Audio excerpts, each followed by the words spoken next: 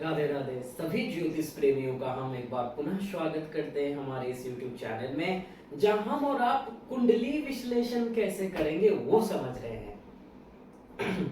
जब आपके पास एक जातक आएगा कि सर डेट ऑफ बर्थ हमारा ये है, हमारा टाइम ये है, प्लेस ये है, और 2-4 प्रश्न पूछेगा, तो date of birth, time, place से आप जो कुंडली निकालोगे, उस कुंडली के माध्यम से, उन ग्रहों के माध्यम से, उन भाव के माध्यम से, दशाओं के माध्यम से आप उसको फल बता सको, उसका पाठ हम पढ़ रहे हैं, जिसे कहते हैं होरा। हमने पहले ही कहा था ज्योतिष के 3 स्कंद हैं, 3 पार्ट हैं, एक होरा, एक गणित, एक संहिता, जो मैदिनी ज्योतिष है। हम समझ रहे हैं होरा अर्थात कुंडली विश्लेषण कैसे करें, और इसी क्रम में अब तक हम आपको बता चुके हैं, नक्षत्रों के बारे में विस्तार से बताया, और ग्रहों के बारे में हम अभी बता रहे हैं, ग्रहों के गुण स्वरूप को हम बता रहे हैं कि किन ग्रहों से किन बातों का विचार करेंगे, किन ग्रहों से किन बातों का विचार करेंगे, हम ये समझ रहे हैं। और आज समझेंगे कि किस ग्रह से किस ऋतु का विचार करते हैं, अर्थात किस सीजन का विचार करते हैं, किस मौसम का विचार करते हैं। आप सभी जानते हो 6 प्रकार के ऋतु हैं, ग्रीष्म, वर्षा, शरद, हेमंत, शीत, वसंत, और इंग्लिश में बोले तो समर सीजन, रेनी सीजन जिसे मॉनसून कहा जाता है, autumn season, pre winter, winter and spring. ये 6 ऋतुओं को हम ग्रहों से कैसे समझे, कौन सा ग्रह किस ऋतु को रिप्रेजेंट करता है, कौन सा ग्रह किस ऋतु में बलवान होता है। आप देखते होंगे कोई जातक कहते हैं हमको ठंड का मौसम बहुत प्रिय है, कोई कहते नहीं हमको बारिश का मौसम बहुत प्रिय है, कोई कहते हैं हमको गर्मी का मौसम बहुत प्रिय है। तो सभी का देखो मतलब थिंकिंग अलग अलग है, सभी का पसंद अलग अलग है। ये ग्रह बताएगा। सबसे पहले आया समर सीजन, बहुत सरल है, आप लोग ध्यान देकर बस सुने। देखो भाई, राहु केतु को अभी भूल जाओ, बाकी जो 7 ग्रह बचे, सूर्य, चंद्रमा, मंगल, बुध, गुरु, शुक्र, शनि। समर अर्थात ग्रीष्म ऋतु को रिप्रेजेंट कौन करेगा? ग्रीष्म ऋतु में क्या होता है? धूप, तेज। तो हम सभी जानते हैं सूर्य और मंगल से अग्नि का विचार करते हैं, तेज का विचार करते हैं, फायर का विचार करते हैं। किसी भी प्रकार का अग्निजन्य यदि प्रश्न आ जाए, सूर्य और मंगल को देखोगे, और इसमें भी ध्यान दीजिए, इसमें भी सबसे इंपॉर्टेंट है मंगल। याद रखिएगा, सूर्य तो रिप्रेजेंट करता ही है अग्नि को, मंगल उससे ज्यादा इंपॉर्टेंट है। ठीक है, ये बात याद रखिएगा। तो समर सीजन, सूर्य और मंगल, ये दोनों प्लैनेट्स रिप्रेजेंट करते हैं समर सीजन को। सेकंड आया भाई रेनी। ये तो बहुत सरल है, चंद्रमा, क्योंकि चंद्रमा जल का कारक है, जलाशय का कारक है। कौन? चंद्रमा। शुक्र भी है, लेकिन यहां शुक्र को नहीं लिया जाएगा, उसको और एक डिपार्टमेंट मिल रखा है, आगे बताएंगे। चंद्रमा मुख्य रूप से जल का कारक है, इसलिए रेनी सीजन, मॉनसून, जिसे हम वर्षा ऋतु कहते हैं, चंद्रमा से विचार होता है। नेक्स्ट आया ऑटम सीजन, अर्थात शरद ऋतु, और शरद ऋतु का विचार देखो भाई बुध से होता है। देखिए शरद ऋतु में, इस शरद ऋतु त्योहारों का ऋतु होता है, एक के बाद एक त्योहार। ये जो दशहरा, नवरात्रि, दिवाली, भैया दूज, ये सब कुछ शरद ऋतुओं में ही होता है। और देखिए त्योहार वगैरह में सबसे ज्यादा एंजॉय बच्चे ही करते हैं, बालक ही करते हैं। तो बुध से बालक का विचार होता है, इसलिए हम इसको शरद ऋतु से विचार करते हैं। क्लियर हुआ? क्योंकि त्योहार किसका है? जितने भी त्योहार हैं हमारे सनातन धर्म में, भगवान का त्योहार है। और भगवान को कौन प्रिय है? कि निर्मल मन जन सो मोहि पावा। भगवान को सबसे अधिक निर्मल मन ही प्रिय है, और सबसे ज्यादा निर्मल मन छोटे छोटे बालकों का ही होता है। पूरे यार साफ होते हैं मन के, इसलिए बुध से हम शरद ऋतु का विचार करेंगे। ये हमारा भाव है, हम बता रहे हैं लॉजिक के द्वारा, एग्जाम्पल देकर आपको समझा रहे हैं। आप और भी भावों से समझ सकते हो, अपने अपने भाव से, कारकत्व के हिसाब से। नेक्स्ट आया गुरु, प्री विंटर, जिसे हम हेमंत ऋतु कहते हैं। हेमंत ऋतु, जुपिटर अर्थात देवगुरु बृहस्पति। देखो भाई, प्री विंटर, हेमंत ऋतु, गुरु का विचार क्यों करते हैं?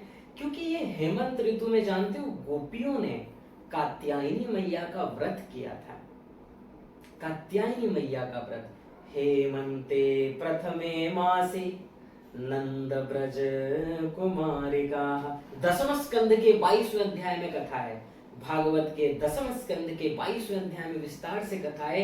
1 महीने तक हेमंत ऋतु में गोपियों ने कात्यायनी मैया का व्रत किया था और यही वर मांगा कि श्री कृष्ण हमें पति के रूप में मिल जाएं, जिसका लक्ष्य ही हो श्री कृष्ण।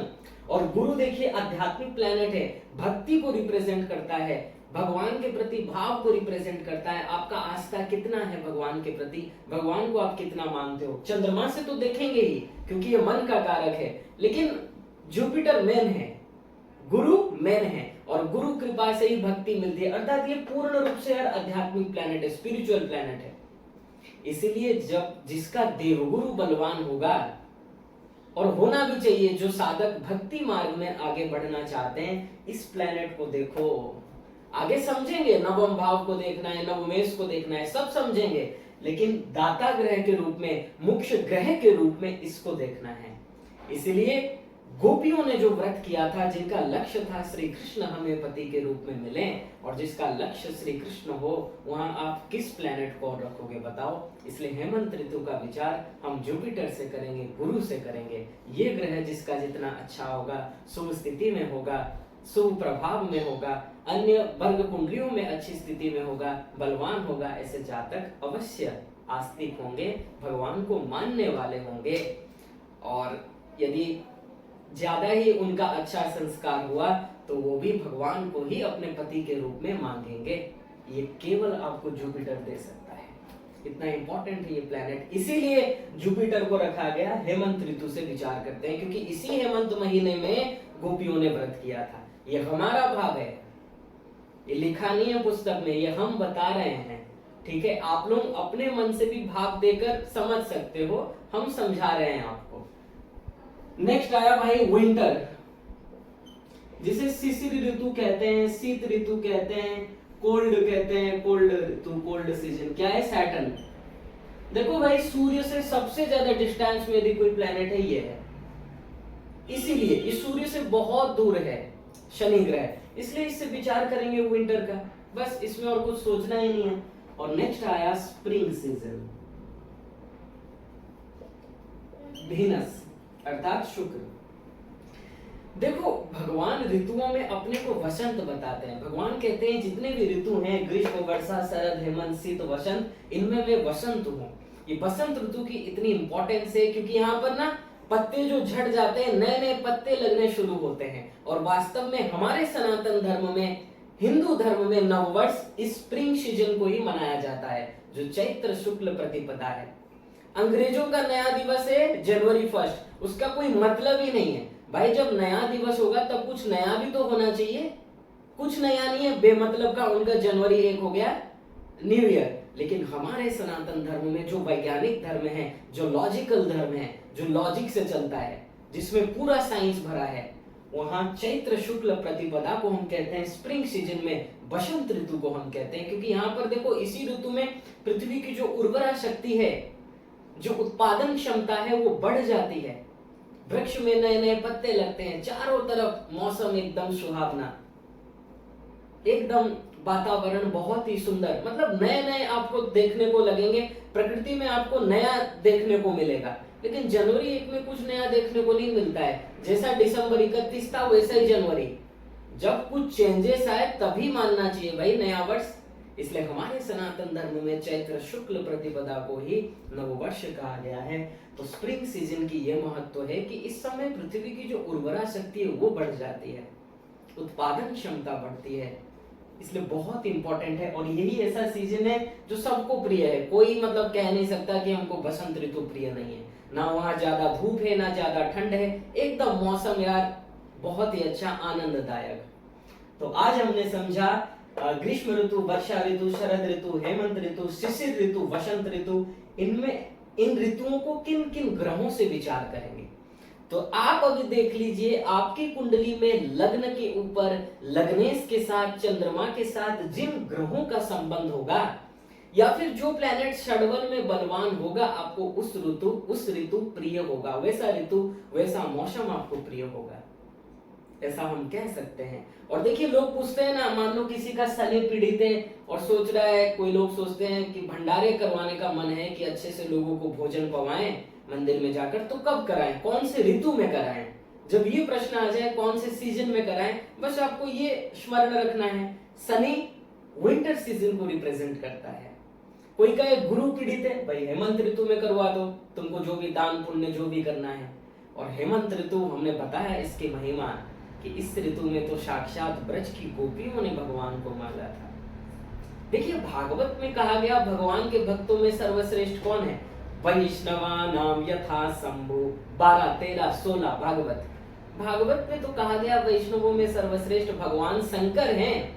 लेकिन नारद जी से पूछा गया, नारद जी आप बताइए, आप तो भगवान के मन भी हैं, आप भगवान के साक्षात अवतार हैं, अर्थात भगवान ही हैं, आप बताओ भगवान का सबसे टॉप क्लास का भक्त कौन है। तो भक्ति सूत्र में नारद जी ने कहा 21वां भक्ति सूत्र, यथा ब्रजगोपिका नाम, ब्रजगोपियों जैसा भक्त न हुआ था, न है, न होगा। शंकर जी हैं, चलो हम मानते हैं, लेकिन टॉप क्लास का तो यार ब्रज की गोपियां हैं, जिनका रोम रोम केवल श्याम के सुख के लिए ही प्रयत्न करता है, रोम रोम, जिन्होंने अपना सुख स्वप्न में भी नहीं चाहा, जिनका एक ही लक्ष्य है, प्रियतम श्री कृष्ण प्रसन्न रहे। और इसी हेमंत ऋतुओं में ब्रज की गोपियों ने कात्यायनी मैया का व्रत करके यही वर मांगा था कि नंद गोप सुतम देवी पतिम में कुरुते नमः, 10, 22, 4 भागवत। तो बहुत ही इंपॉर्टेंट है, सभी ऋतुओं की अपनी अपनी महत्व है, लेकिन भक्ति भाव पूर्ण जो महीना है वो हेमंत ऋतु है। शरद भी है क्योंकि ये त्योहारों का है, ठीक है। तो नेक्स्ट क्लास में आप सभी से फिर मुलाकात होगी, जहां हम समझेंगे ग्रहों की राशियों को समझ लेंगे कि कौन सा ग्रह कौन सी राशि का स्वामी है, अर्थात एक ग्रह के पास कितनी राशि है, पहले भी बता चुके थे, कल बता देंगे, और उच्च नीच थोड़ा बता देंगे। आगे फिर से हम डिटेल्स में समझेंगे सब कुछ, उच्च नीच, परम उच्च कब होता है, नीच कब होता है, ये सब समझाया जाएगा। फिर धीरे धीरे हम राशियों के गुण स्वरूप को बस समझेंगे, फिर शुरू कर देंगे हम लग्न को समझना, 12 भाव को समझना। बहुत ही आनंद आएगा यदि आप ठीक से एक एक शब्द को ध्यान देकर सुनोगे तो। आशा है आज का ये पाठ आपको बहुत अच्छा लगा होगा और इसमें किसी भी प्रकार का संशय नहीं हो सकता, हो ही नहीं सकता यदि आप अच्छे से समझे हो। हम अपने भाव के द्वारा बताए, आप लोग भी अपने अपने सोचकर, मतलब जुपिटर को हेमंत से क्यों जोड़ा गया, बुध को शरद से क्यों जोड़ा गया, आप भी अपने भाव दे सकते हो। तो नेक्स्ट क्लास में हम सभी से फिर मुलाकात होगी, तब तक के लिए प्रसन्न रहें, मस्त रहें, आनंद में रहें, ज्योतिष सीखते रहें, ईमानदारी पूर्वक अपना वर्क करते रहें। नेक्स्ट क्लास में आप सभी से फिर मुलाकात होगी, तब तक के लिए राधे राधे।